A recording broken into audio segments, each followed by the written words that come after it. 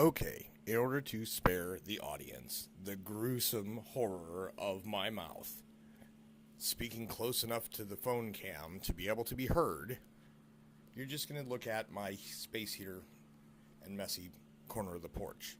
The rest of the porch isn't really that messy. You might think that it is, but it actually isn't. So, mythical heroes do not have canon. There is no canonical official version.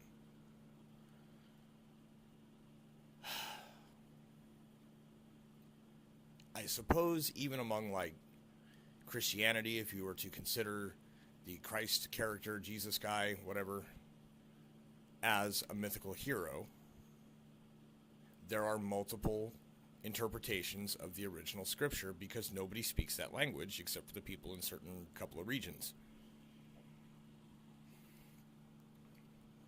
But I'm not here to discuss Jesus. Wong Fei Hung is one mythical hero.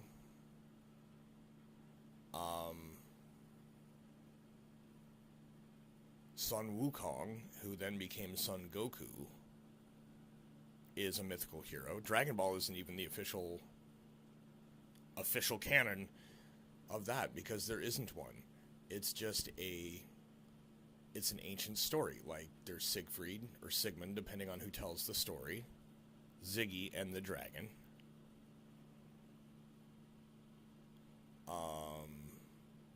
Hercules, that kind of thing. So anyways, continuing on with using Dragon Ball and such as a metaphor for spiritual enlightenment, you have to understand the nature of the story. It's not about good versus evil. It's not even about protecting your friends. It is about this one mythical hero and his quest. That's what Dragon Ball was. After that, he gained a bunch of friends and a team. They became the Z Fighters, reformatted the whole thing. Now it's about aliens instead of, gods and humans and whatever. And like, imagine if Miyazaki included aliens. Camera flashed on that one. So there are other sources. For example, what was it? Forbidden Kingdom, I think it's called, with Shia LaBeouf, Jackie Chan, Jet Li. It's actually a fabulous movie. Jet Li is outstanding in that one. He plays this Golden Ape Man, which is Sun Wukong. He is the Monkey King. There's an ancient story about the journey east. Or was it the journey west? I can't remember. I think it was east. Anyways, the Monkey King. And of course, I said I wasn't going to talk about Jesus, but there are Gnostic examples of some things about an operational demigod in a realistic sense that implied something like that. That either there's more than one of these beings or it's the same guy. It's all a mythical story, but it's like other ones intertwining and being like, wait, was that the same dude? And even in we got the kids, well, not just the kids, we got all of us a family gift of a stack of DVDs to watch, and Man of Steel was one of them, and they actually include that in that movie, that,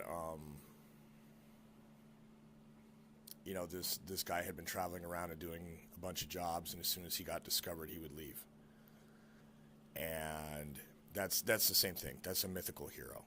So whether there's an origin behind it or if it's just a fun story to make people feel hope, who knows?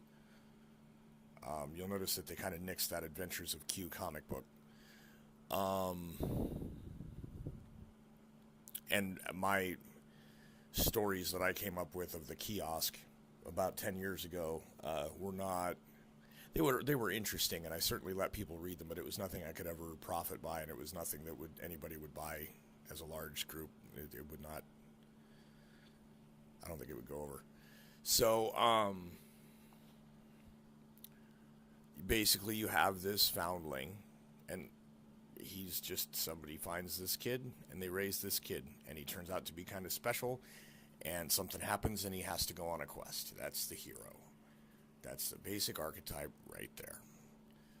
There are certain defining factors among all stories of heroes, and that is where you get the whole thing about orphan or foundling and series of hardships and trials that prepare them for the final thing and whatever. And even in, I think it was The Hobbit, Gandalf makes mention of, like, we don't have to time to prepare a hero or something like that.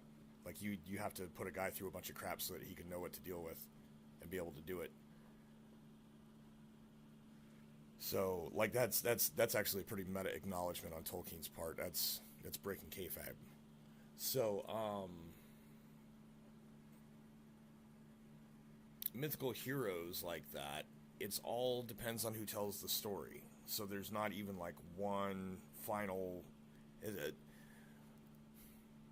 Let me briefly state the context by which I say this. Maybe you're confused by now. Using Dragon Ball as a metaphor for spiritual enlightenment, Dragon Ball is an interpretation, and a loose one at that, based on an ancient mythical hero story from China that also has some touches of Mithras or Jesus or whoever came from the Middle East and went to learn how to be a better fighter or some crap, because God will give you kung fu, they say. And in the book of Revelation, he talks about the angel or whoever, the being with the spinal ankylosis from carrying a cross, the feet burning of brass, and the 7 stars in his hand. Well, there's a Shaolin move called the 7-star fist. Here, watch the cat for a while instead of the corner while I speak.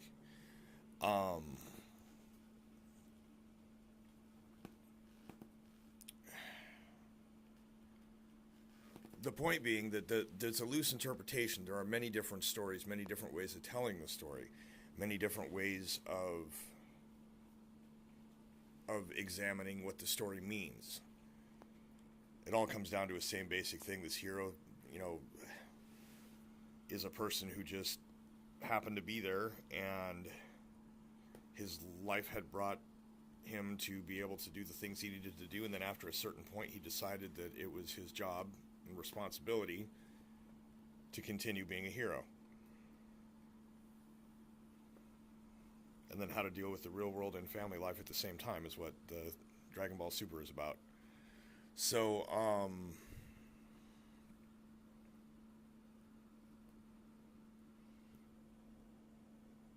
what I'm getting at is that there are many different ways to spiritual enlightenment, just as there are many different ways of telling the story of Sun Wukong or Son Goku, depending on who's telling the story.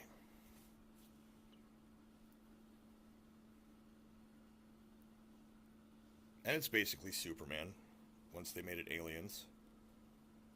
But, that's the nature of influences. Influences are everywhere. There's no such thing as being without influence. That one dude, the guitarist from the Ramones, I don't even pay attention to their names. Whichever one Ramone, the guitarist, was like, oh, I have no influences. Oh, yeah, you do. You were influenced by chess, or you wouldn't have thought about playing in that box. You're influenced by your own ears.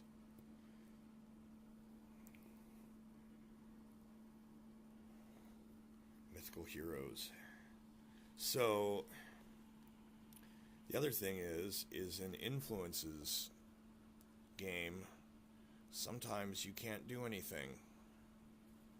There's nothing you can do. Another influence is more powerful.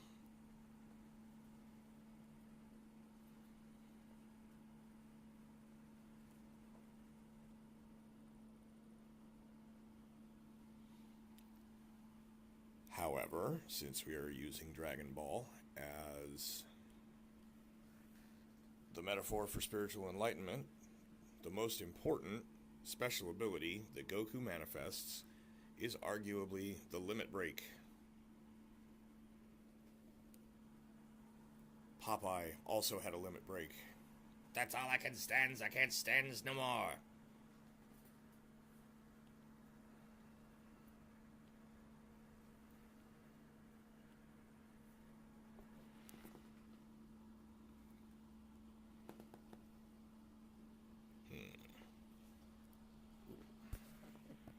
Just all up on it. So, this isn't really a thesis of anything. It's just, I don't even think this one had one other than the subject. This is just a meditation, a thought exploration. But the limit break is key. Because that's the point at which, from what I understand, you begin to understand your own limits or how to surpass them. Because anybody who feels that their achievement of mastery ends their quest for mastery is sadly mistaken. And that's the other thing. If you've seen anything further into Dragon Ball Super, where they get into this big old tournament of universes and whatever, universes come and go, most powerful fighters go to the top, and it just keeps going forever until it either does or doesn't.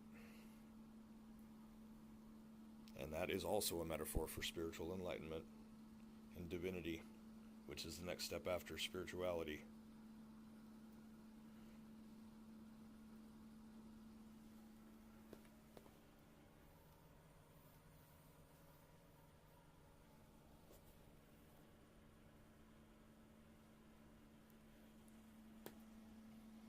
A new peak has been ascended.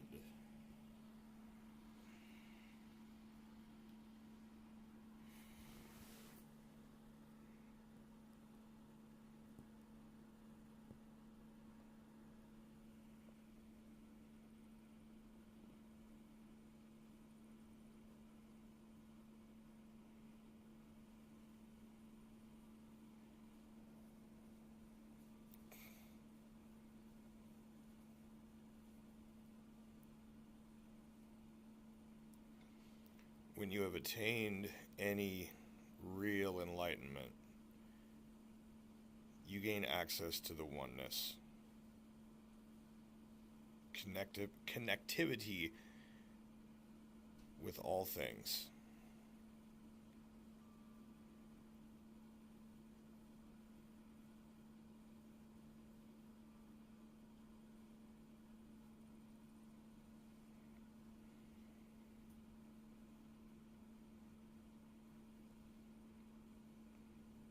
And that is harmony, not discord.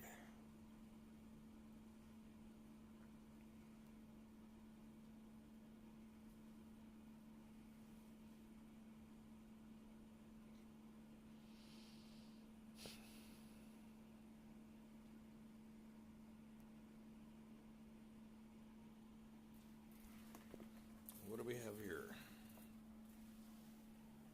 It's eggnog. But it's not really eggnog.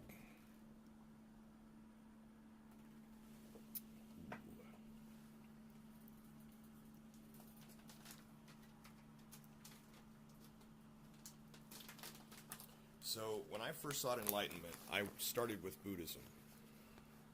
That was I believe, the cultural memes of the time, though not as blatant as memes are now. You didn't really make them, you just got them. Which, I guess, think about that, being fed information, right?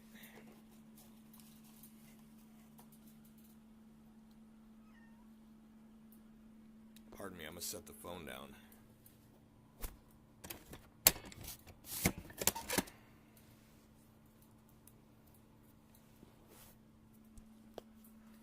Being fed information, that's the thing I heard said just very, very recently, a few minutes ago. And, the true enlightenment, I suppose, would be to completely cut off from all sources of everything, and it'd be a very dull life for a while. It'd take a while to get used to, enjoying the wall or the grass. And those things are fun, I suppose. But I don't know. It is weird that we have these things that we are so addicted to now.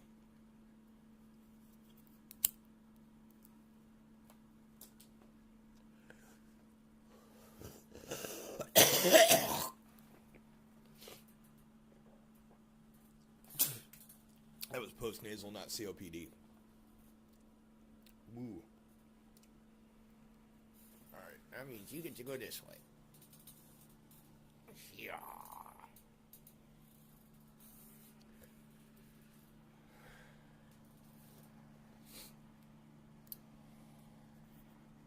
So, over the course of my enlightenment, I came to realize that when I read a book or view or whatever, I tend to associate with certain characters. And there was a point where I only really associated or seemed to associate with the villainous characters. And, all of the abilities, if I could have superpowers, lists I'd have with my friends as a child growing up, we'd make up our superpower lists for ourselves or whatever.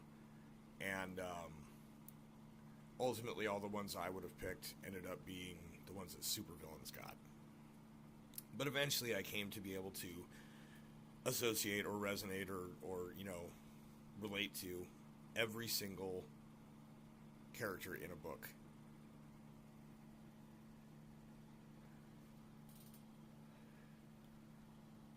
Now, there's a flash.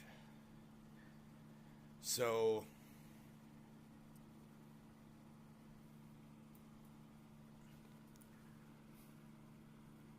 I don't know, like when I read The Dark Tower, I relate to the Man in Black and Mordred as much as I do Roland or Eddie or Jake. Just, I relate to them all. I understand. And when I watch Dragon Ball, it's kind of the same.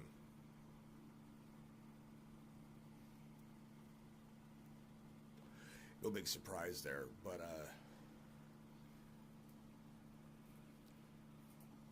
I suppose there are times that ability or that fact or whatever has some interesting side effects.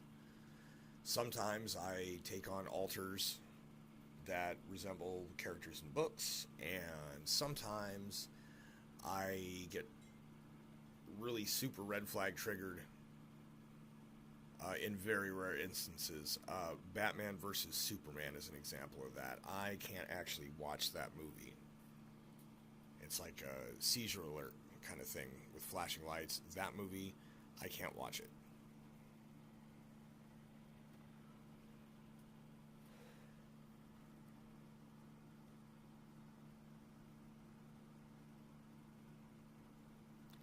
So anyways, I like to, it's interesting seeing the characters that get growth in anything that I view. It's more interesting to me for that because I relate to it versus the characters that I relate to but they don't have any kind of a growth arc about them. I relate to Goten because Goten looks just like his dad, the epic hero. And I feel like I'm standing in the shadow of my late father, who everyone sees as this epic hero. And I'm just like, yep, I look just like him, and I'm nothing like him. I get it. Even though they never present any real character arc development of that way, it's got to be that way. His freaking mom made him look like a little mini him. You reach that point where you understand so much psychology. There's a flash.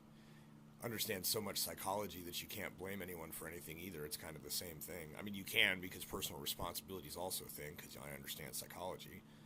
But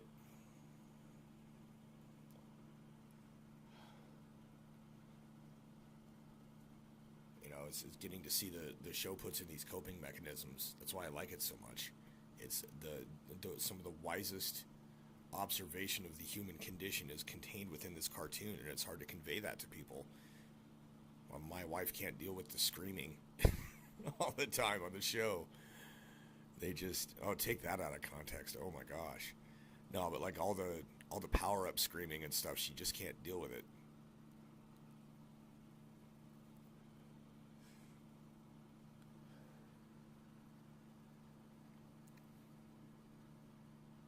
So yeah, seeking enlightenment is good. I'm not sure if enlightenment is the way for everyone. Changes everything about the way you perceive. In some ways it's like superpowers, in other ways it's like being a hideous freak.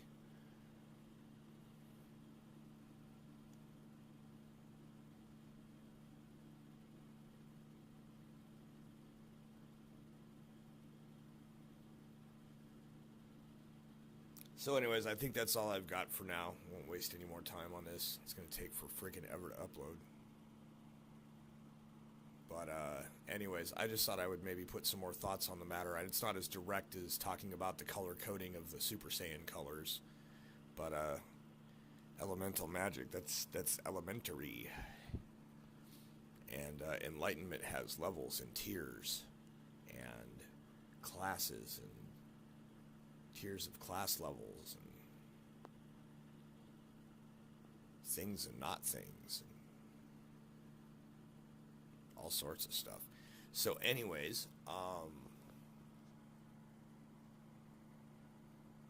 in all things moderation, the Buddha said, because as I said, when I started out, it began with Buddhism.